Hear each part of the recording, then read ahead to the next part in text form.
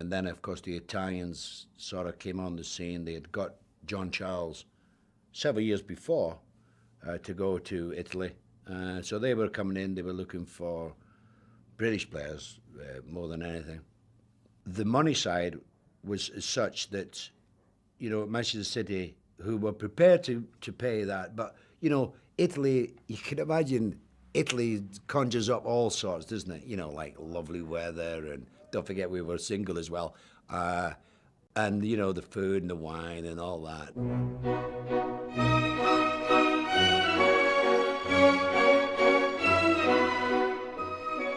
There was no doubt that what I wanted to do was to go to Italy.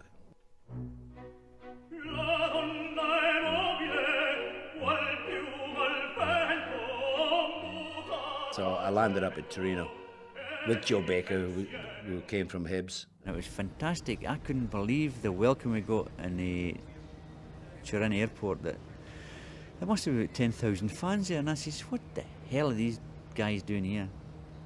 And we found out that it was for us. The problem we had was trying to get some privacy, and there was no way you could get it after signing from... we were one of the pioneers into Italian football. Well, the media were different to what we experienced back in England. You know, it was just every day was a press conference. Now, today, that's how it is here. But in those early days, there wasn't the media as it was. You didn't have to go on television. You didn't have to do anything, really.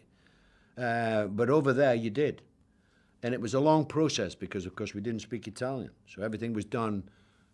The guy would ask me the question, I would give him back, and so each day was just like, it did your brain in, really. Of course, Turin is near the Alps, unknown to me. And in the winter, it was like 3 foot of snow. So gone were the days of the beaches and the sun and all that. And Torino, strangely enough, had lost all their team in an air crash in 1948. So they were, again, taking a long time to build up. Torino were the big club. But, of course, when I went there, they weren't the big club that I thought they were. Everything was great about Italy, bar the football. We were playing very defensive. Catenaccio, which was the bolt system, where 9 defenders, 2 attackers. We played the same way. It was only Joe and I up front, and the rest of the team were at the back. We were actually assaulted.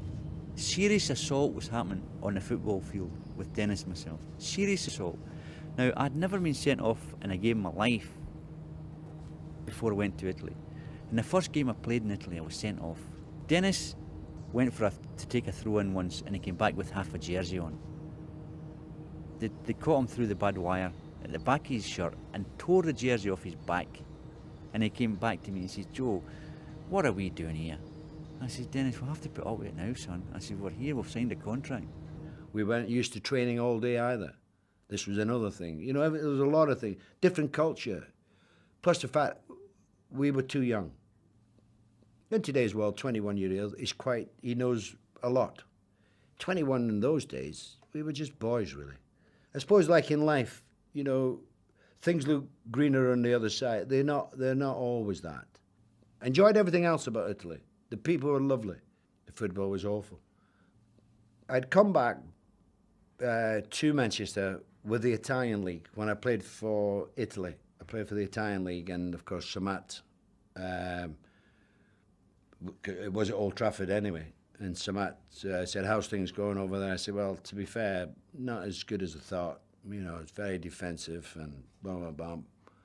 And he said, well, he would have come in for me before I went to Manchester City, but they had Dennis Violet in a team in those days. He had Bobby Charlton. He didn't need a striker. He said, I would have come in for you there, but we were quite happy with what we've got. Dennis had left the club, and therefore they were after somebody, so he said, I'll be in touch. As soon as I knew that Samat was going to come in for me, then it was in my mind to coming back. I went back to the flat that night.